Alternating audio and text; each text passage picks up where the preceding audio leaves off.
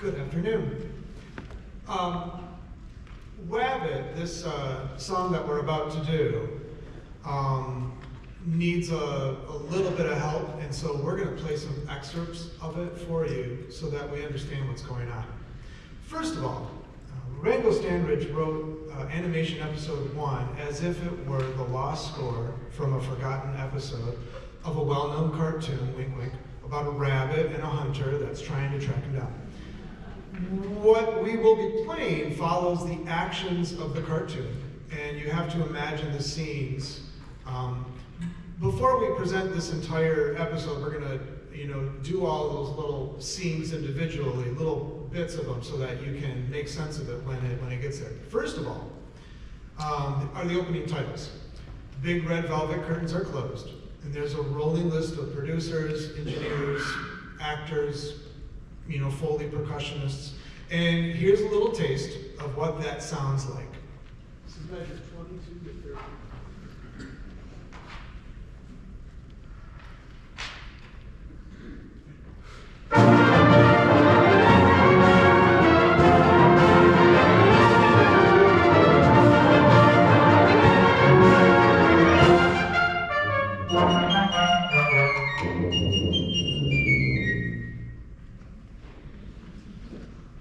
The first actual scene is about our antagonist, the hunter, though we know him as Elmer.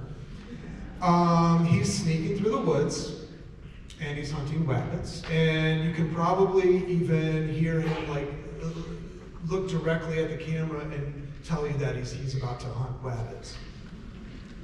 This is 33 to 36.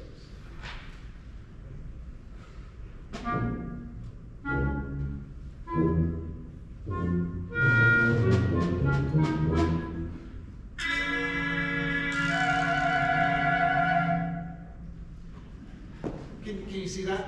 Yeah, okay, great. We hear a bugle call, as if, like the dogs found the rabbit and now the hunt begins.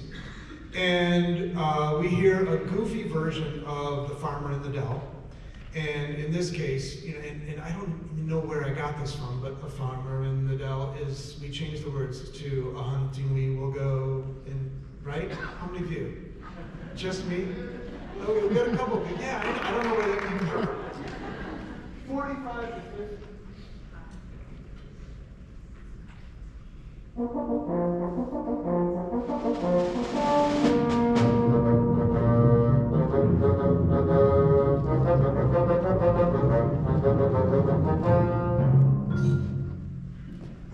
Next is the Wabbit's theme. Our protagonist is carefree and maybe just a little too sarcastic. You can tell from the music that he's probably aware of the hunter, but he really just can't be bothered while eating his carrot. This is 62 to 65. I'll give you about 1, 2, 3.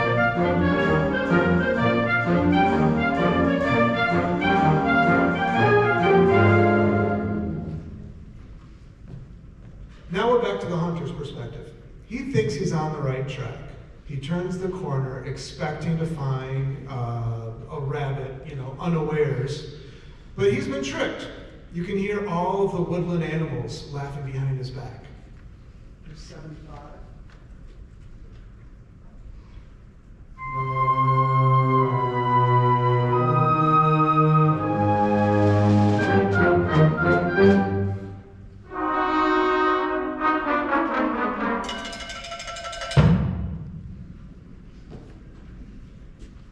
The hunter eventually finds his rabbit and the chase begins. Here is the chase music. 89 to 96.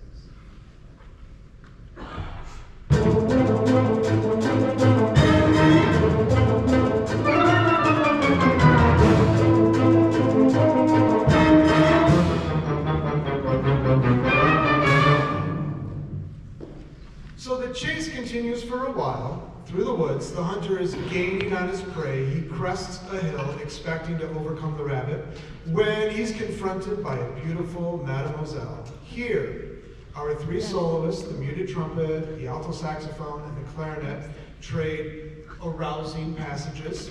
giving us the impression that our fair maiden is fascinated with our Nimrod hunter. I said Nimrod on purpose to you guys. Thank you. Yeah. Andre gets it. I didn't know until a couple of years ago when I looked it up. Why do we say Nimrod? Because I love that movement from the variations, right? And it's like noble hunter. That's Bugs Bunny making. Oh, I get it. Bugs Bunny making fun of the hunter. Yeah. I got off on a tangent. 126, David Smith. Go ahead.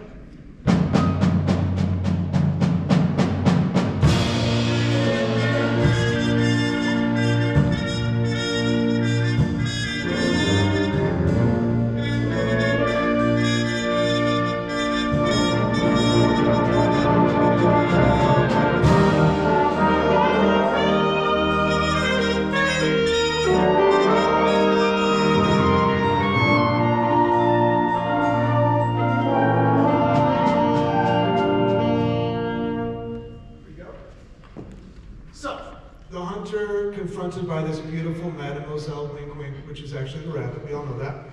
The hunter builds up his confidence and goes in for a kiss. But instead he gets a slap in the face. Go ahead and play the slapstick.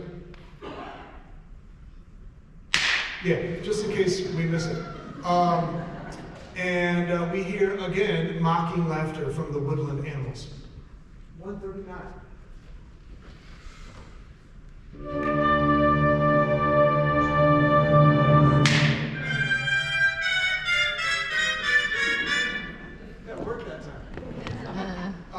Okay, so the hunter's embarrassment sparks his enragement, and the chase continues. Only now we are chasing through the streets of the city. We don't know how that got that. It's animation. It just happened. We're in the streets of the city, the big city. There's cars, there's taxis, there's horns. It's really busy. 145 to the end of 152. One, two, and here you go.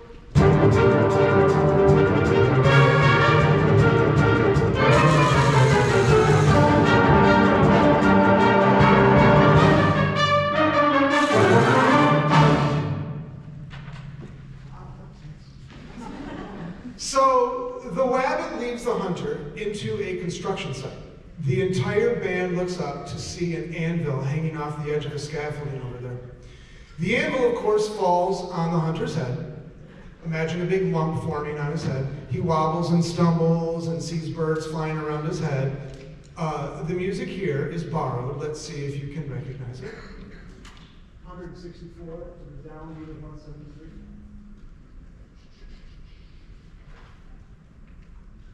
There it is. 1, 2,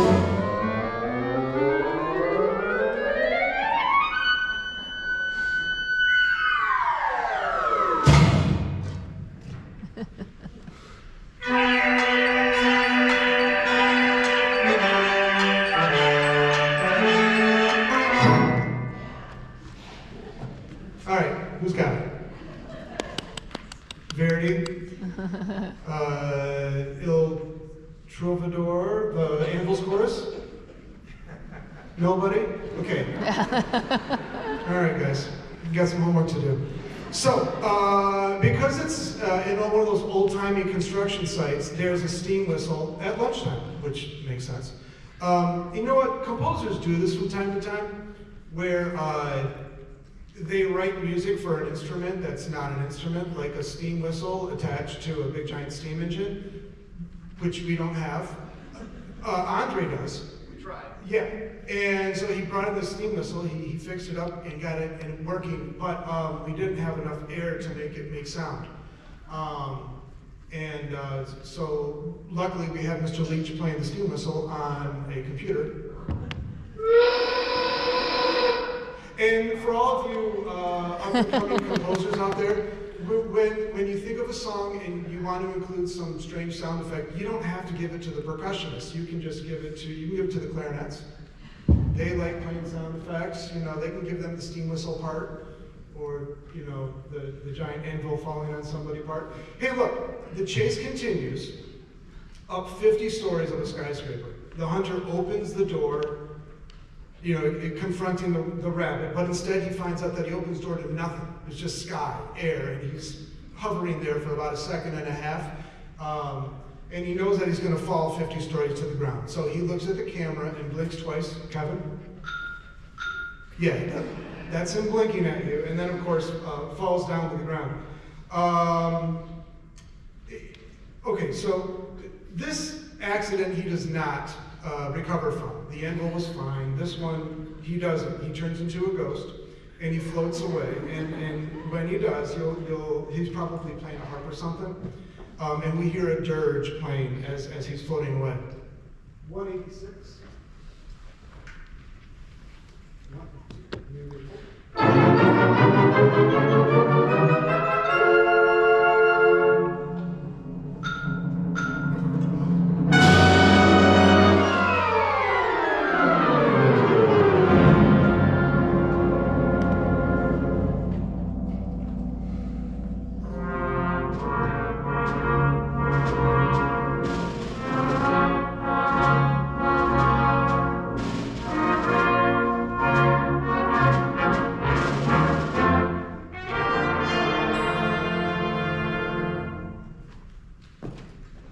The episode is ended, but there needs to be ending credits. So the red curtain comes back and closes. It says "the end" or something really weird, and that snarky rabbit appears and probably takes a bite of a carrot again, and that's the end of the show. Here is 214. For one, and here you go.